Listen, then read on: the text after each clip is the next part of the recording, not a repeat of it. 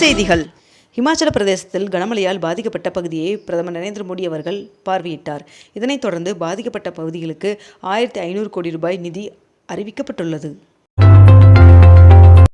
இன்று ஓசூரில் நடைபெறும் முதலீட்டாளர் மாநாட்டில் முதலமைச்சர் மு.க. ஸ்டாலின் அவர்கள் பங்கேற்பார் என்று தெரிவிக்கப்பட்டுள்ளது. தமிழகத்தில் இன்று கோவை மாவட்டத்தின் மலைப்பகுதிகள் நீலகிரி, திருவள்ளூர், காஞ்சிபுரம், ராணிப்பேட்டை, திருவண்ணாமலை, கள்ளக்குறிச்சி, சேலம், தருமபுரி, ஈரோடு, தேனி மற்றும் திண்டுக்கல் ஆகிய மாவட்டங்களில் ஒரு சில இடங்களில் கனமழை பெய்ய வாய்ப்புள்ளதாக வானிலை மையம் தகவல் தெரிவித்துள்ளது. குடியரசு துணைத் தலைவர் தேர்தலில் சி.பி. ராதாகிருஷ்ணன் அவர்கள் வெற்றி பெற்றார்.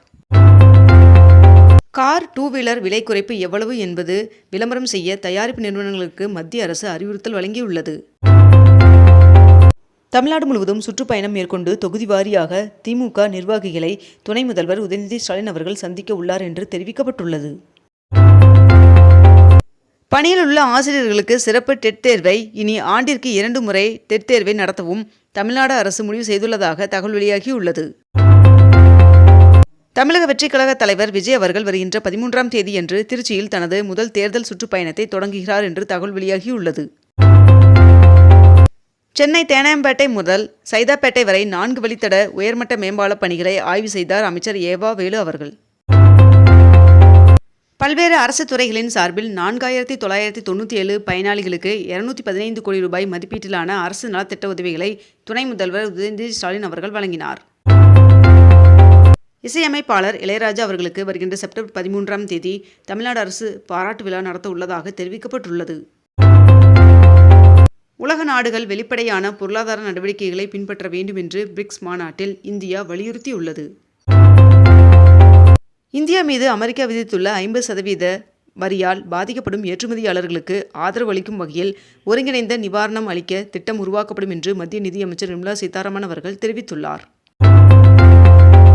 டெல்லியில் ஒன்றிய நிதியமைச்சர் நிர்மலா சீதாராமன் அவர்களை அதிமுக முன்னாள் அமைச்சர் செங்கோட்டையன் அவர்கள் சந்தித்ததாக தகவல் வெளியாகியுள்ளது. 22 கேரட் ஆபண தங்கத்தின் விலை சவரனுக்கு ஒரே நாளில் 720 ரூபாய் அதிகரித்து 1 சவரன் 81,200 ரூபாயாகவும் 1 கிராம் 10,150 ரூபாய்க்கும் விற்பனை செய்யப்பட்டு வருகிறது.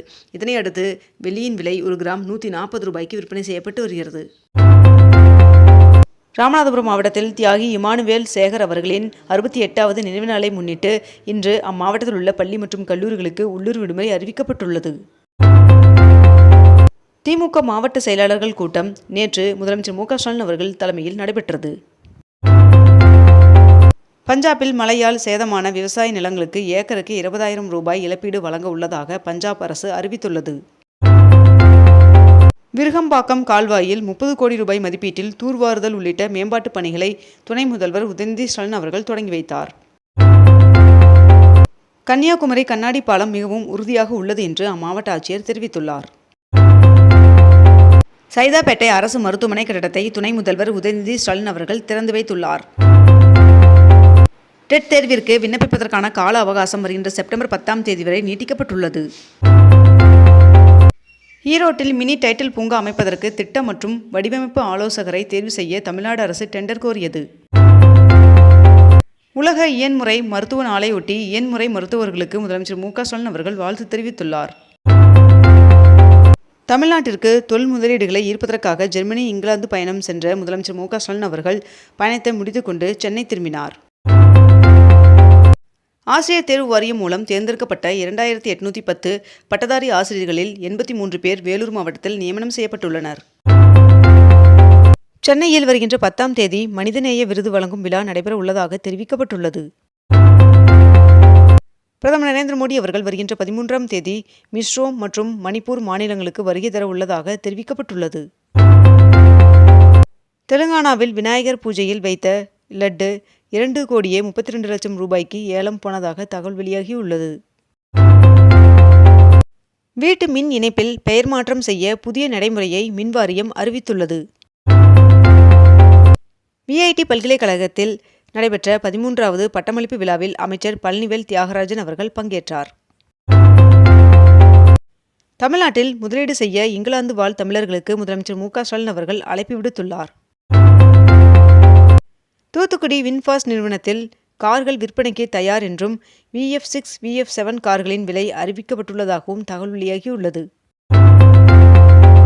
பிரதமர் நரேந்திர மோடி அவர்கள் மிகச்சிறந்த நண்பர் என்று அமெரிக்க அதிபர் டொனால்ட் ட்ரம்ப் அவர்கள் தெரிவித்துள்ளார். திருப்பதி ஏழுமலையான் சுவாமி கோவிலில் கடந்த ஆகஸ்ட் மாதத்தில் உண்டியல் காணிக்கையாக 123 கோடி ரூபாய் கிடைக்கப்பெற்றுள்ளதாக தகவல் தெரிவிக்கப்பட்டுள்ளது. சென்னை மயிலாப்பூர் கபாலீஸ்வரர் திருக்கோவிலில் ஓதுவர் பயிற்சி 2025-26 ஆண்டிற்கான மாணவர் சேர்க்கை நடைபெற்று வருகிறது. தமிழ்நாட்டில் 6 அணைகளில் சுற்றுலா வசதிகளை மேம்படுத்த விரிவான திட்ட அறிக்கையை தயாரிக்க தமிழ்நாடு அரசு முடிவு செய்துள்ளது. கால்நடை பராமரிப்பு துறையில் கால்நடை ஆய்வாளர் பதவிக்கு புதிய கல்வித் தகுதியை நிர்ணயித்து அரசாணை வெளியிடப்பட்டுள்ளது. ஐநா பொதுசபை கூட்டத்தில் பங்கேற்க இருந்த பிரதமர் நரேந்திர மோடி அவர்களின் அமெரிக்க பயணம் ரத்து செய்யப்பட்டுள்ளது. பிரான்ஸ் அதிபர் மெக்ரானுடன் பிரதமர் நரேந்திர மோடி அவர்கள் தொலைபேசியில் உரையாடினார். 2021 ஆண்டு தேர்தல் அறிவிப்புகளில் 10% மட்டுமே திமுக நிறைவேற்றியுள்ளது என்று அதிமுக பொதுச் செயலாளர் எடப்பாடி பழனிசாமி அவர்கள் தெரிவித்துள்ளார். அதிமுகவின் மூத்த தலைவர் செங்கோட்டையன் அவர்கள் அனைத்து கட்சி பொறுப்பிலிருந்தும் அதிரடியாக நீக்கப்பட்டுள்ளார். சென்னையிலிருந்து மதுரை, திருச்சி, தூத்துக்குடிக்கு ஏர்பஸ் ரக விமானங்களை இயக்க வேண்டும் என்று ஒன்றிய அரசிற்கு அமைச்சர் மா. சுப்பிரமணியன் அவர்கள் கடிதம் எழுதியுள்ளார். தண்டவாள பராமரிப்பு பணியின் காரணமாக மெட்ரோ ரயில் சேவை இயக்கப்படும் இடைவெளியில் வருகின்ற 9ஆம் தேதி முதல் அடுத்த மாதம் 19ஆம் தேதி வரை மாற்றம் என்று சென்னை மெட்ரோ நிர்வாகம் அறிவிப்பை வெளியிட்டுள்ளது. ஜிஎஸ்டி வரி குறைப்பின் பலன்கள் நுகர்வோரை சென்றடைவதை ஒன்றிய அரசு உறுதி செய்யும் என்று வர்த்தக அமைச்சர் பியூஷ் கோயல் அவர்கள் தெரிவித்துள்ளார். மும்பையில் புதிதாக திறக்கப்பட்ட பிகேசி டெஸ்லா ஷோரூமிலிருந்து இந்தியாவின் முதல் டெஸ்லா காரை மகாராஷ்டிரா அமைச்சர் பிரதாப் சர்நாயக் அவர்கள் வாங்கினார் என்று தகவல் வெளியாகியுள்ளது. முதலமைச்சர் மு. க. ஸ்டாலின் அவர்களின் ஜெர்மனி, பிரிட்டன் பயணங்கள் மூலம் தமிழ்நாட்டிற்கு 15,516 கோடி ரூபாய் முதலீடுகள் ஈர்க்கப்பட்டுள்ளதாக தகவல் தெரிவிக்கப்பட்டுள்ளது. திருவள்ளூர் மாவட்டத்தில் ராதாகிருஷ்ணன் சிலை அமைக்கப்படும் என்று துணை முதல்வர் உதயநிதி ஸ்டாலின் அவர்கள் தெரிவித்துள்ளார். அமெரிக்காவின் புதிய இறக்குமதி வரியால் சரிவை சந்தித்துள்ள ஏற்றுமதி துறையை மீட்க ஒன்றிய அரசு சிறப்பு நிவாரண திட்டத்தை அறிவிக்க உள்ளதாக தகவல் வெளியாகியுள்ளது. ரஷ்யாவிடமிருந்து இந்தியா தொடர்ந்து கச்சா எண்ணெய் வாங்கும் என்று மத்திய நிதியமைச்சர் நிர்மலா சீதாராமன் அவர்கள் தெரிவித்துள்ளார். தமிழகத்தில் 395 ஆசிரியர்களுக்கு டாக்டர் ராதாகிருஷ்ணன் விருதை துணை முதல்வர் உதயநிதி ஸ்டாலின் அவர்கள் வழங்கினார். மதுரையில் புத்தக திருவிழா தொடங்கியுள்ள நிலையில் வருகின்ற 15ஆம் தேதி வரை 10 நாட்கள் நடைபெறும் என்று தெரிவிக்கப்பட்டுள்ளது. இத்துடன் இன்றைய தலைப்புச் செய்திகள் நிறைவடைகின்றன. மேலும் இதுபோன்ற அண்மை தகவல்களை உடனுக்குடன் தெரிந்து கொள்ள அக்னிபூ சேனலை சப்ஸ்கிரைப் செய்து கொண்டு தொடர்ந்து இணைந்திருங்கள். நன்றி, வணக்கம்.